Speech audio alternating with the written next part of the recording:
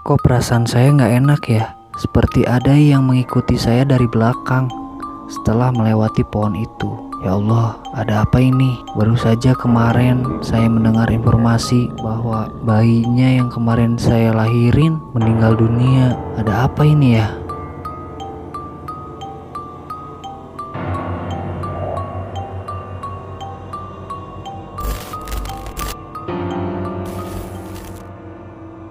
Kali ini ada cerita dari Laras. Laras adalah seorang bidan yang ingin bercerita dan berbagi pengalamannya kepada kalian. Dan terima kasih yang sudah klik video ini serta like, dan jangan lupa untuk subscribe. Thank you. Pada tahun 2003, Laras menjalani PKL di rumah sakit yang ada di Pelabuhan Ratu Sukabumi, teman-teman. Dia pada saat itu akan menangani pasien yang akan melahirkan untuk pertama kalinya.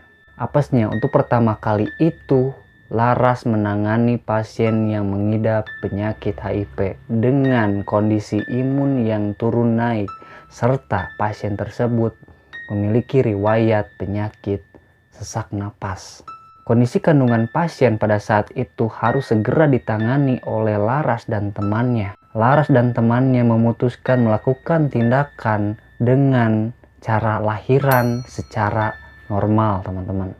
Dengan kewaspadaan yang sangat tinggi karena pasien tersebut memiliki riwayat penyakit dalam, yaitu sesak napas dan yang paling parahnya HIV, teman-teman. Dia berhasil mengeluarkan bayi tersebut di dalam kandungannya ibu mawar. Kita sebut saja ibu mawar ya. Namun pada saat tali pusarnya dipotong oleh Laras, ibunya atau mawar meninggal dunia, teman-teman. Setelah melakukan prosedur kebidanan atau ya SOP-nya, ya sudah mengurus ini itunya, Laras kemudian berkemas dan siap untuk pulang ke kosannya nih. Ya, kosannya ini di dekat rumah sakit tersebut. Selang 6 hari setelahnya, Mawar mendapatkan informasi bahwa bayi yang dilahirkan 6 hari yang lalu meninggal dunia karena imunnya atau kondisi badannya terus menurun dan akhirnya meninggal dunia. Pada malam harinya, di hari yang sama, Laras waktu itu pulang dari rumah sakit sekitar jam 10 malam. Dia jalan kaki bersama temannya dan melewati pohon besar 50 meter sebelum tiba di kosannya. Sampainya di kosan, Laras langsung bergegas ke kamar mandi berniat untuk membilas badannya supaya bersih lah sebelum dia tidur. Pada jam 2 malam, Laras terbangun karena ada suara yang mengganggu yang berasal dari kaca jendela di kamar kosannya. Ada yang seperti mengetuk-ngetuk kaca jendelanya. Dan alangkah mengejutkannya, Mawar ada di depan jendela itu sambil menggendong bayinya. Sambil terdiam, 1000 bahasa Laras bertatapan dengan Mawar atau almarhum Mawar. Dia keringetan, dia langsung membangunkan temannya yang ada di sampingnya dengan cara menggoyah-goyahkan badannya. Namun sayang, temannya itu seakan-akan tidak merasakan apapun. Di dalam kondisi yang krusial ini, Laras tanpa berpikir panjang, dia berniat untuk keluar dari kosannya dan meminta tolong kepada tetangganya. Ketika Laras melangkahkan kakinya, dia merasakan ada yang aneh dan seperti menginjak sesuatu. Ketika dia melihat ke bawah, alangkah mengejutkannya, dia menginjak tangan yang sangat pucat, teman-teman. Dan akhirnya Laras teriak sekencang-kencangnya sampai membangunkan temannya yang sedang tidur pulas tadi serta tetangga-tetangga kosannya.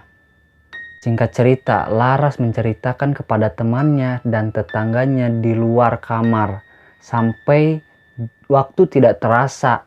Tahu-tahu sudah jam 5 dan matahari mulai terang. Pada jam 8 pagi, Laras mau tidak mau harus pergi ke rumah sakit karena dia sedang PKL di rumah sakit itu dengan rasa badan yang tidak karuan. Dia berangkat ke rumah sakit dan dia melakukan aktivitas seperti sebelum-sebelumnya. Katanya itu adalah pengalaman yang paling buruk yang terjadi di rumah sakit. Menurut kalian, pesan apa yang akan diutarakan oleh almarhum Mawar sampai-sampai dia mewujudkan dirinya di hadapan Laras serta membawa bayinya? Tulis di kolom komentar pendapat kalian tentang cerita Laras ini.